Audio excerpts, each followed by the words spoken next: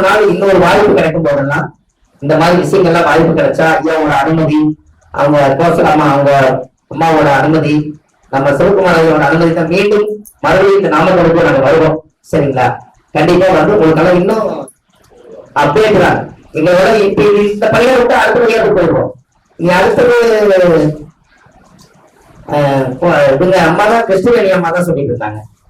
எல்லாத்துக்கும் போய் எங்க ஊருக்கு அங்கவே இருக்கிறீங்களா, நான் நீங்களும் போடுங்கம்மா, ஒரு 50 பேர் 100 பேர் வந்தா நான் வருவேன்னு சொல்லியிருக்கேன். அதெல்லாம் எந்த எதிர்பார்ப்பெல்லாம் ஒண்ணும் இல்லை. சும்மா வந்து ஒரு நாள் ஸ்பெண்ட் பண்றோம். நம்ம வேலை ஒரு நாள் இல்லைன்னா 29 நாள் சம்பாதிக்க போறோம். அதனால அதெல்லாம் நிறைய கிடைக்கும். இன்னும் நிறைய அப்டேட் 1330 பரிகாரம் இது அப்டேட். இப்ப நான் பேசுறதெல்லாம் மொழிபெயர்த்ததெல்லாம் ஒரு புக் வடிவம் மட்டும் எவ்வளவு நல்லா இருக்குங்க. என்ன சார் இவ்வளவு நம்ம பேசிட்டோம், இதெல்லாம் பிரபஞ்சம் போயிருச்சு. இதெல்லாம் ஒரு புக் வடிவம் வந்தா அது இன்னும் சந்தோஷமா.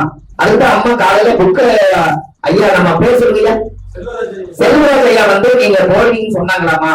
இப்படி ஒரு அற்புதமான இந்த எளிமையான புக்கெல்லாம் உலகத்துக்கு வந்தா எல்லா சோசியல் மீடியாவும் ஒரு திருக்குறள் இருக்கிற மாதிரி 1330 பரிகாரங்கள் உங்களுக்கு இருந்துச்சுன்னா அவங்க ஜாதகம் பார்க்க வந்த என்ன கேள்வி கேட்டாலும் அந்த கேள்விக்கு உண்டானது போய் அந்த புக்கில் இருக்கிற பலன் சொன்னீங்கன்னா நீங்க பெரிய கோசி.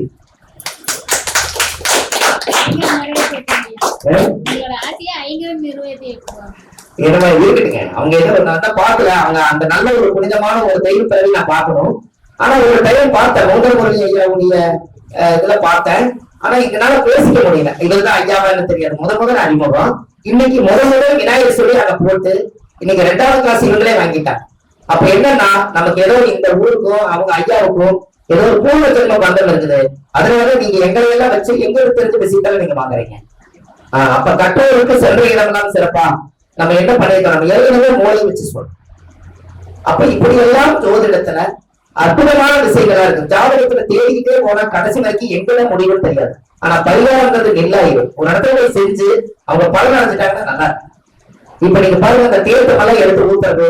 நான் அந்த தாமரைக்கும் கூட நான் சொன்னேன், தாமரை விதை காசு தங்களினா தாமரை விதைய நாட்டு மருந்து கடைகளில் வாங்கிட்டு போய் தாமரை குளத்தை கொண்டு போய் விதையை போட்டு விட்டீங்கன்னா ஒரு 3 மாசத்துக்கு ஒரு தாமரை குறைச்சு மேல வந்து தாமரையா மலர்ந்தடிக்கும்.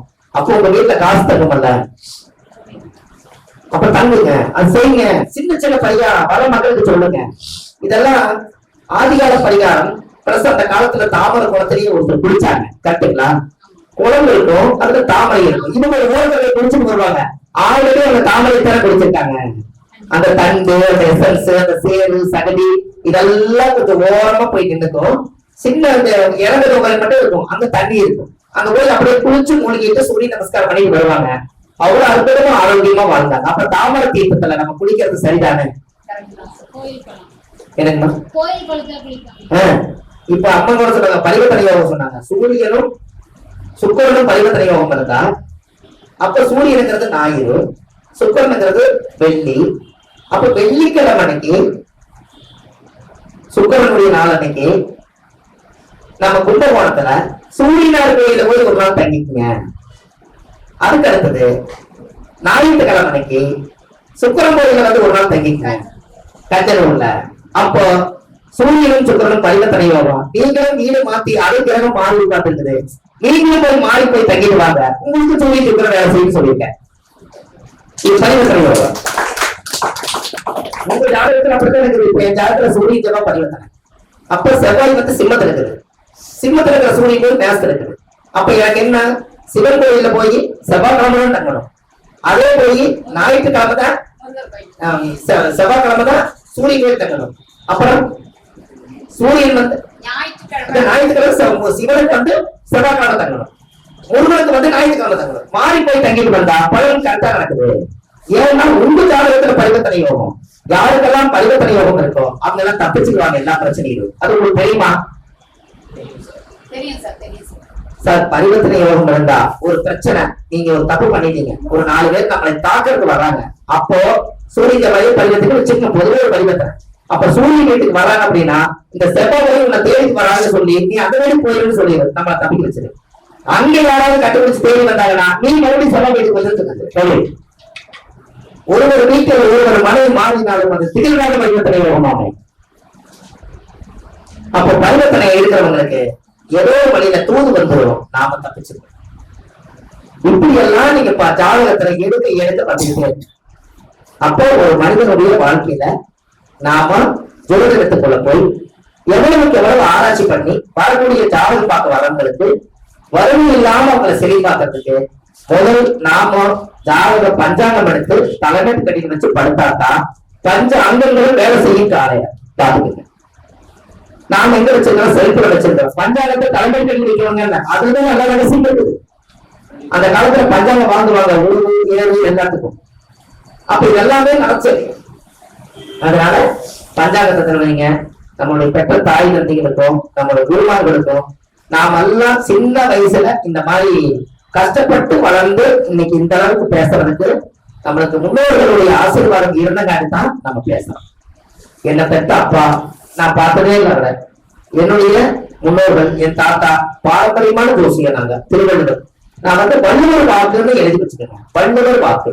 ஏன்னா வள்ளுவர் வாக்குன்னு யூடியூப் சேனல் நான் ஒண்ணு வச்சிருக்கேன். அதுல போய் பாத்தீங்கன்னா 1000 பதிவுகள் எளிமையான பரிகாரம் போட்டிருக்கேன். அதை நீங்க சும்மா இருக்கும் போது தினம் தினம் உன்னை பார்த்து படிச்சுக்கலாம். 1000வது பதிவு ஒரு பிரமாண்டமா பண்ணணும்னு நான் நினைச்சிருக்கோம். அதுக்காக இப்ப இந்த பதிவுகள் எல்லாம் உங்களுக்கு நான் சொல்லியிருக்கேன். சரி, உங்களுக்கு எல்லாம் காலையில இருந்து நான் குறித்த பரிகாரத்தை பத்தி என்ன சொன்னாலும் எப்படி இருந்துச்சு? சரி, இருந்தாலும் ரொம்ப சந்தோஷம்.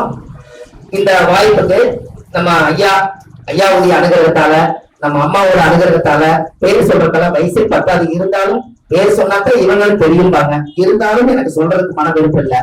எல்லாம் அவங்களுடைய ஆசீர்வாதத்தால இன்னைக்கு நாமக்கல்ல காலையில வந்து எங்களுக்கு உணவு கொடுத்து எங்களை இருக்க வச்சு இவ்வளவு நீங்க தோழர்கள் கேட்டதுக்கு என்னுடைய மனமார்ந்த நன்றிகள்.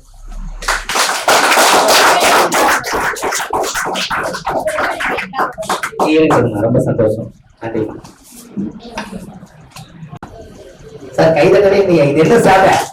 தூங்கக்கூடாது.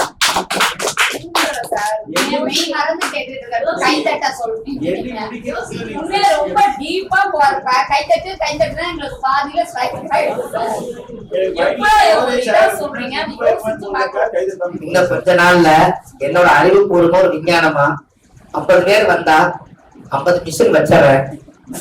எல்லாத்துக்கும் ஒரு பட்டன் மட்டும் அமர்த்திருங்க. முடிச்சா சொல்ல மாட்டீங்க. இனிமேல் கைதட்டல் ஒரு வாங்கி எல்லாத்தையும் கொடுத்துடலாம்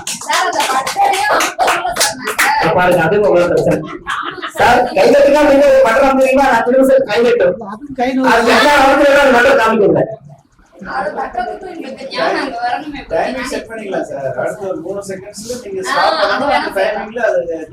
அதான் சார். 4ஆம் இடம் தாய் ஸ்தானம்.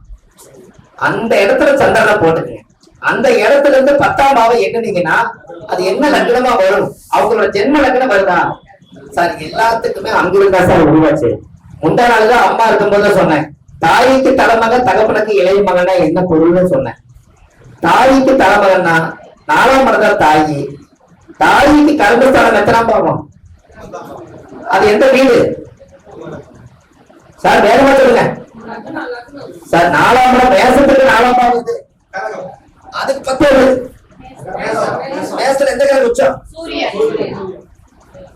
அப்ப தாய்க்கு தலைமக சூரியன் உச்சமா இருக்கா சார்? கரெக்டா?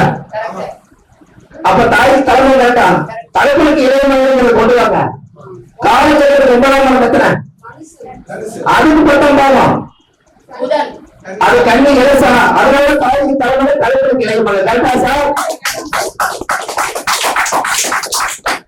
சார் அந்த காலத்துல கொண்டு வைக்கிறது கூட மாத்தி வைக்க கூடாதுங்கிறாங்க. சரியா?